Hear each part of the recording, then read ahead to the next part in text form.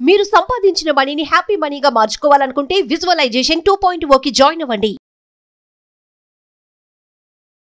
నమస్తే రమగారు. నమస్తే జయ. రమగారు, ఏదైనా మంచి స్టోరీ చెప్పండి. ఒక ఊళ్ళో నారాయణరావు అని ఒక ఆయన, ఈయన ఒక నాయుడు. తర్వాత ఏమో షేక్ మదీనా అని ఒక అతను, తెలుస్తుందిగా పేరుని బట్టి. అంతే. వీళ్ళిద్దరూ చిన్నప్పటి నుంచి స్నేహితులు.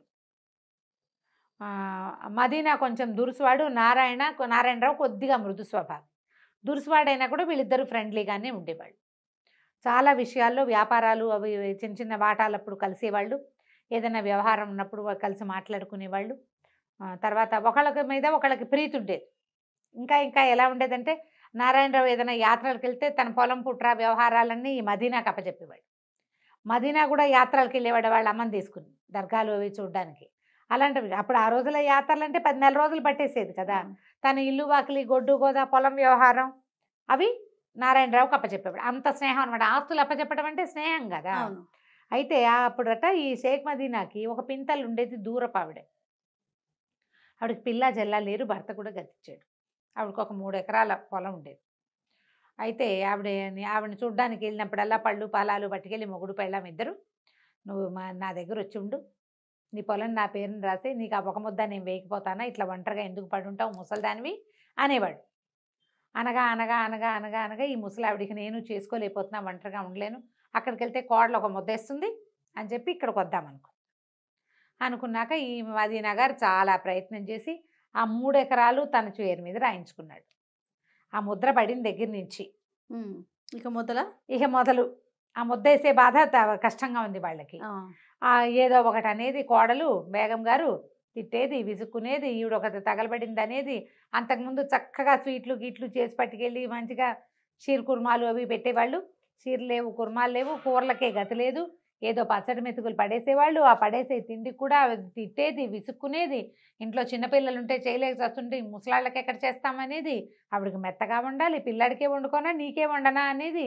నానా రకాలు, ఎన్ని రకాలో, ఎంత విసగటో. ఒక మనిషి వచ్చి అదనంగా మన ఇంట్లో ఉంటే ఆ మనిషి పని చేయదు, వేళకి దానికి అన్నం పెట్టాలి అంటే ఎంత కష్టమో. లోక సహజంగా జరిగేదే కదా. అక్కడి నుంచి ఏరా నాయన ఒకరోజు చెప్పింది దీనికి, మదీనాకి. ఆ మదీనా కూడా విసుక్కునేవాడు, ఏమిటి వెళ్ళపడా లేకుండా ఇప్పుడేమో తిండి అలా అనేవాడు. ఎదురుపడి ఏమనేవాడు కాదు కానీ విసుక్కునేవాడు, వినపడుతూనే ఉండేది ఆవిడికి.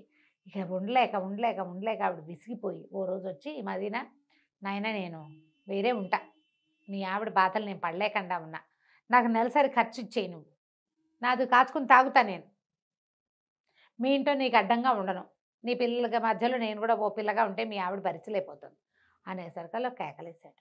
అదేమిటి ఇంకా నయం, కాచుకుని తాగటం ఏమిటి, నీకు పైగా నువ్వు నాకు ఇచ్చిన దానికి నేను నీకు నెలసరి ఇచ్చేదానికి సరే ఒక నెలకు వస్తుంది, మిగిలిన 11 నెలలు నీకు ఎవడిస్తాడు, ఏదో ఒక వేస్తున్న ముద్ద తిని ఉండాలి కానీ అన్నాడు. నా పొలం రాయించుకునేదాకా నువ్వు ఆగలేదు కదుట్రా అంది ఆవిడ. అనేసరికల్లా ఏమన్నాడు, నువ్వు ఇన్నాళ్ళు బతుకుంటావని నాకు తెలుస్తామా, చస్తున్నాను నేను మొయ్యలేకన్నాడు.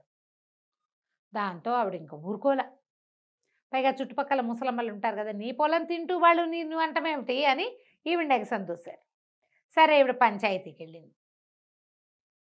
పంచాయతీలో ఎవరెవరిని పెట్టుకోవాలో వాళ్ళందరికీ ఇళ్ళకెళ్ళి మాట్లాడింది. ఎందుకమ్మా ముసలిదానివి, రేపొద్దున నేను అయిపోయామంటే నిన్ను లాగిపడేయాల్సిన వాడేను, మరి అట్లా చేసుకోబోక పంచాయతీ దాకా వెళ్ళొద్దు అని చెప్పారు. కాదంది ఆవిడ. కాదు, 3 ఎకరాలు నా పొలం నా దగ్గర ఉంటే ఎవడో ఒకడు రోడ్డు మీద పోయేవాడైనా లాగేస్తాడు, అంతేగాని నన్ను అడిగి నన్ను ఇంటికి తీసుకొచ్చాక ఈ రకంగా చేసిన వాడితో నేను చచ్చినా ఉండనంది ఆవిడ. గట్టిగా ఉంది ఆవిడ. అలా వెళ్ళి నారాయణరావు వాళ్ళ ఇంటికి కూడా వెళ్ళి, నారాయణరావు ఆ ఊళ్ళో ఉన్న పెద్ద మనిషి, నాయుడు కదా అతను, పెద్ద నాయుడు. అడిగి బాబు నాయుడు గారు, నువ్వు చిన్నప్పటి నుంచి నేను నీకు తెలుసు కదా, నువ్వు కూడా మదీనాతో పాటు ఎన్నిసార్లు మా ఇంటికి వచ్చావు, పండగ వేళ నేను నీకు కూడా పాయసం చేసి పెట్టాను, మరి చూడు ఇదంతా న్యాయమో, వాడు మదీనా నన్ను పొలం అడగటం నీకు కూడా తెలుసు కదా అని అన్నది. అనేసరికల్లా ఆయన ఏమన్నాడు, బాగానే ఉందమ్మా, కాకపోతే మదీనా నేను స్నేహితులు, నే కాదన్ను, వాడికి ఎదురు నేను చెప్పలేను, న్యాయం అన్యాయం నాకు తెలిసినా కూడా మిగిలిన పంచాయతీ వాళ్ళు ఎవరేమంటారో చూడు, వాడితో నా స్నేహం చెడిపోతుంది, నేను వచ్చి కూర్చున్నా బాగుండదంటే, బాబు ఇంతేనా, న్యాయం ధర్మం లేవా నాయనా, మీ నాన్న ఎంత గొప్పవాడు, పెదనాయుడు గారు ఎంత గొప్పవాడు, నువ్వు మంచివాడివి, నువ్వు కూడా ధర్మాత్ముడివి, నాకు తెలుసు కదా నీ వ్యవహారం అంతా, వచ్చి పంచాయతీలో అన్నా కూర్చోవా అని అడిగింది. సరే నేను యువతలు కూర్చుంటానమ్మా, నేను పంచాయతీలో ఉండను, పక్కన కూర్చుంటాను అన్నాడు. బాగుంది. సరే వస్తానన్నాడు. ఆ పంచాయతీ రోజున వాళ్ళు ఓ 10 మంది చేరారు. ఈ మదీనా కూడా వచ్చాడు. మరి ఎవరినైనా సెలెక్ట్ చేసుకోండి ఒకళ్ళ న్యాయానికి అంటే ముసలమ్మ ఎవరైనా నాకు పర్వాలేదు అంది, కానీ నాకెందుకు, ఆవిడే కదా కేసు పెట్టింది, ఆవిడకే ఇవ్వండి అన్నాడు. అంటే నేను నారాయణరావుని ఎన్నుకుంటానంది ఆవిడ అందరిలో అనేసరికి ఇప్పుడు నేను కాదనకూడదు, నారాయణరావు తప్పు. ఈ మదీనాకి ఏమన్నా అమ్మాయి నారాయణరావుతే నా స్నేహితుడు అనుకున్నాడు. చిన్నప్పటి నుంచి గోళీలు ఆడుకుంటూ పెరిగాం మేము. మనమాటే చెప్తాడు కదా, ఓకే ఎట్లా కొట్లా వాడి దగ్గరే ఉండు, ఇప్పుడు వెనక్కి నీకు 3 ఎకరాలు ఇప్పించాం తూచంటాడు అని నమ్మాడు. ఆ గట్టెక్కి కూర్చునేసరికి నారాయణరావు కనిపించింది. మదీనా నా స్నేహితుడైతే ధర్మం కదా నాకు స్నేహితుడిగా ఉండవలసింది, మదీనా తరఫున నేను మాట్లాడకూడదు అని ముసలమ్మకి ప్రతి నెల డబ్బివ్వు, లేదా ఆమె పొలం ఆమెకి ఇవ్వు అని చెప్పాడు. ఇదే చెయ్యాలి. పొలం ఇస్తావా, నెలసరి డబ్బు ఇస్తావా? నువ్వు నెలసరి డబ్బంటే చాలున ఆవిడ బతుకున్నంత కాలం నువ్వు పంచాయతీలో సమర్పించాలి ప్రతిరోజు, ప్రతి నెల పంచాయతీ నుంచి డబ్బులు తీసుకుంటుంది అనేసరికి ఇక తప్పనిసరి అయిపోయింది. ఏ పొలం అయితే ఈవిడి పేరు తన పేరు మీద మార్పించుకున్నాడో అది కూతురికి కట్నంగా ఇస్తానని ఒప్పుకున్నాడు ఎవరికో. ఇప్పుడు అది ఇవ్వలేడు. నెల ఒక 5 రూపాయలు 4 ఆ రోజుల్లో రూపాయలే కదా, ఓ 3 రూపాయలు తెచ్చి ఇక్కడ పెట్టాలి. ముసలమ్మ ఆవిడ కాచుకుని తాగుతుంది వాళ్ళతో సంబంధం లేకుండా. ఇక నా ఎంత కోపం వచ్చిందంటే మదీనాకి దౌరవురా దుర్మార్గుడు, చిన్నప్పటి నుంచి నేను స్నేహంగా ఉన్నాను, ముసలిదాన్ని వాడి దగ్గరే ఉండవమ్మా అని చెప్తే సరిపోయేది కాదు అని చెప్పి పిచ్చి కోపం వచ్చేసింది. ఏమంటే బాగున్నారా అని అలాంటి దాంట్లోకి వచ్చేసారు వాళ్ళు. కనపడితే పలకరింపు తప్ప ఇక మళ్ళీ నారాయణరావుతో స్నేహాన్ని నెరపల. కొద్ది రోజులు కొంతకాలం గడిచాక ఈ నారాయణరావు 2 మైసూరెడ్ల జతను ఒకదాన్ని కొనుక్కొచ్చాడు. 2 ఎడ్లు ఎంత బాగుండేవో, భలే అందంగా ఉండేవి. అయితే ఏమైంది, ఆ ఎడ్ల జతలో ఒకటి కొంచెం ఓ ఏడాది పాటు బండికి కట్టారు, బాగా తిరిగినాయి. ఊళ్ళో అందరి దృష్టి వాటి మీద ఉండేది, ఎంత అందమైన జంటో అవి. సడన్గా ఒక ఎద్దు కాస్త చనిపోయేసరికల్లా మదీనా అందరి దగ్గర ఫ్రెండ్స్ దగ్గర ఏమనేవాడంటే, నాకు అన్యాయం చేశాడు, వాడికి శాస్తి అయింది, నాదే కొట్టింది, బేగం గారు కూడా అలాగే అనేది, ఇట్లాగే అనేవాళ్ళు వెనకాల మాటలు అనమాట. అయితే ఏమైంది, ఒక్కెద్దేముంది, ఈ ఒక్కెద్దుకి దానికి సరిపడా జంటను కొనడానికి చాలా ట్రై చేశాడు, కానీ పొట్టో ఏవి సమానంగా వచ్చేవి కాదు. అయితే ఆ ఊళ్ళో అప్పల స్వామిని ఒక ఒంటెద్దు బండి వ్యవసాయం చేసుకునేవాడు ఒక అతను ఉండేవాడు. పెళ్ళాం అప్పలమ్మ, అతను అప్పల స్వామి. అతను ఏం చేశాడు, ఈయన దగ్గరకు వచ్చి, నారాయణరావు నాకు ఒంటెద్దు బండి ఉంది కదా, పాత ఎద్దు ఎప్పుడో పోయింది, బండి అలాగే ఉండిపోయింది, మరి ఊళ్ళో అంతా మాసోళ్ళు వచ్చినా ఇప్పుడంతా వడ్లను ఇళ్ళకి చేర్చుకునే రోజులు, ఇలాంటప్పుడు కనుక నాకు ఎద్దు దొరికిందా, నేను చాలా హాయిగా వ్యాపారం చేసుకుంటాను అని మీ ఎద్దుని నాకు ఇవ్వండి అన్నాడు. 200 ఎద్దు, 400 పెట్టి తెచ్చాడు, 200కి ఒక ఎద్దు పోయింది పాపం. ఈ రెండో ఎద్దుకి 200 అంటే ఏమన్నాడు, అలాగే బాబు కొంచెం వ్యాపారం సాగనివ్వండి ఇస్తానన్నాడు. సరే ఈ బండి కట్టుకుంటే బండి చక్క పరిగెత్తేది. విపరీతంగా బండి వ్యాపారం చేసుకున్నాడు అప్పల స్వామి. అయితే ఏం చేశాడు, ఎంతసేపు గడ్డి మోపులు మోసేవాడు కానీ 4 పరకలు ఆ ఎద్దుకు వేసేవాడు కాదు అప్పల స్వామి.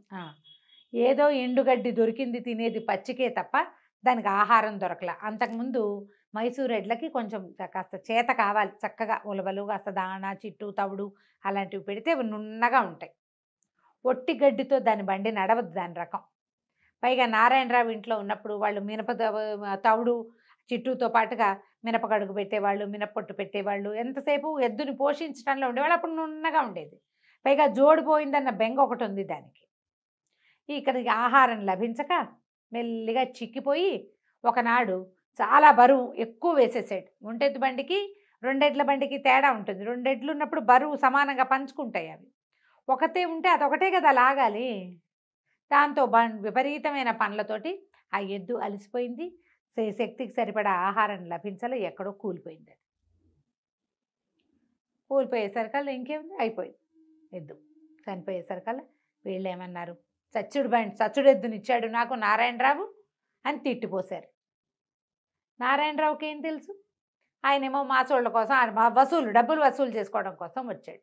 200 ఇస్తానంటే కదంటే, ఏంటంటే భలేవారు మధ్యలో కూలిపోయింది. ఆ ఒడ్లు ఇంటికి చేర్చినప్పటికి దేవుడు కనపడ్డాడు మాకు. చచ్చిపోయిన ఎద్దుకు డబ్బులు ఎందుకు ఇస్తాం, మేము చచ్చినా ఇవ్వమన్నారు. పోనీ వదిలేదంటే 200 చేదా, నెలకి 3 రూపాయలు ఒక మనిషికి ఖర్చు అవుతుంటే 200 ఎన్ని రోజులకు వస్తాయి, ఎంత డబ్బు. అక్కడి నుంచి అతను వదిలిపెట్ల. ఈ లోపల ఏంటంటే వీళ్ళే ఏదో నారాయణరావే ఎద్దుకు ఏదో చేయించాడని వీళ్ళు, అప్పల స్వామి ఏదో చేసేసాడని వాళ్ళు, ఇలా నానా రకాల మాటలు పుట్టినాయి. పంచాయతీకి వెళ్దామన్నారు. పంచాయతీకి వెళ్దామంటే ఈ లోపల ఏమైంది, అక్కడంతా ముందంతా మదీనాకి శత్రువులందరూ మదీనా శాస్త్ర అయింది అనుకున్నారు. ఇప్పుడు నారాయణరావుకి ఒకళ్ళిద్దరు శత్రువులు ఉన్నారు. అప్పల స్వామి ఎలాగో ఉన్నాడు. ఈసారి మళ్ళీ పంచాయతీ పిలిస్తే షేక్ మదీనా కూడా పెద్ద మనుషుల్లో ఉన్నాడు. ఈ అప్పల స్వామి ఏమనుకున్నాడు, మదీనాకి ఇదివరకు నారాయణరావు ఎదురు తీర్పు చెప్పాడు. ఇప్పుడు కనుక మదీనాని మనం జడ్జిని చేస్తే, పంచాయతీ పెద్దవాడిని చేస్తే అప్పుడు నారాయణరావు రోగం కుదురుతుంది అనుకున్నారు. అనుకుని మదీనాతోటి మాట్లాడాడు. బాబు నువ్వు నాకు పంచాయతీ పెద్దగా ఉండమంటే, పంచాయతీ గట్టెక్కుతుంది ఒక పెద్ద వేప చెట్టు, దాని కింద వేసిన గట్టు. ఆ గట్టెక్కుతుంటే మదీనాకు అనిపించింది, నారాయణరావు ఎవడు, నేనెవడు, ఈ అప్పలస్వామి ఎవడు, న్యాయం ధర్మం కాదు ఉండాల్సింది. మంచిగా ఈ గట్టు అంటే ధర్మం, ఇది ఎక్కటం, ఒకడికి ధర్మం చెప్పడం అంటే నేను ఆలోచించడం ఏమిటి, ధర్మం ఏది చెప్తే అదే చెప్పాలి. అటు మెట్లెక్కేటప్పుడు ఉన్న నవ్వు తిరిగేటప్పటికి లేదు, మెట్లెక్కి ఇటు తిరగాలి కదా మన వైపుకి. మనం గట్టకి మెట్టెక్కి ప్రజల్ని మొహం చూపించడానికి ఇటు తిరిగాడు, ఇటు తిరగంగానే బిగిసిపోయాడు. నారాయణరావు ఎద్దు అప్పలస్వామి తీసుకున్నాడు. ఈ 1-2 నెలల నుంచి అతను ఎంత వ్యాపారం చేశాడో ప్రపంచానికి తెలుసు. ఎద్దు చనిపోవడానికి కారణం ఇప్పుడు పంచాయతీ వాళ్ళు కూడా 2 రకాలు చెప్పారు. ఎద్దెటాకు చచ్చిపోయింది కాబట్టి నారాయణరావు కొంత బేరం తగ్గించుకుంటే బాగుంటుంది 200 కాకుండా అని. ఎద్దు చచ్చిపోవడానికి అప్పలస్వామి కారణం, వాడిని శిక్షించాలని రెండోది. ఇతను చెప్పాలి అసలు తీర్పు. అంతకుముందు ముసలమ్మ అప్పుడు కూడా అంతే, పొలం ఇస్తావా ఈ అమ్మాయిని పోషిస్తావా అని. అయితే ఇతను ఏమన్నాడంటే, ఎద్దు చనిపోవడానికి నారాయణరావుకి సంబంధమే లేదు. 2-3 నెలల పాటు ఎద్దు మీద వ్యాపారం చేసి డబ్బులు వెనకేసుకున్నవాడు మొదటి నెల డబ్బులు రాగానే నారాయణరావుకి ఎందుకు ఇవ్వాల? ఎద్దుకు ఆహారం పెట్టకుండా చంపేసినందుకు మనకు సంబంధం లేదు, ఆ పాపం వాడిది, దాంట్లో ఎవరూ భాగం తీసుకోరు. నారాయణరావుకి 200 కట్టి తీరవలసిందే. పంచాయతీ చెప్తే ప్రభువు చెప్పినట్టే అంతే.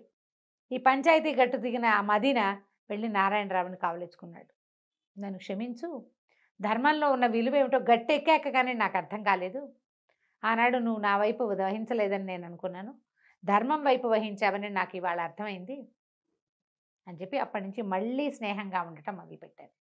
ధర్మానికి ఉన్న విలువది, దాని వైపు నిలబడ్డవాడు కాలక్రమానైనా వాడి ధర్మం ఏమిటో మిగిలిన వాళ్ళకి అర్థమవుతుంది. బాగుంది కదా కదా, చాలా బాగుంది రమ్మగారు. నమస్తే. సుమన్ టీవీలో మీ పర్సనల్ అండ్ బిజినెస్ ప్రమోషన్స్ కోసం కింది నెంబర్కి కాంటాక్ట్ చేయండి.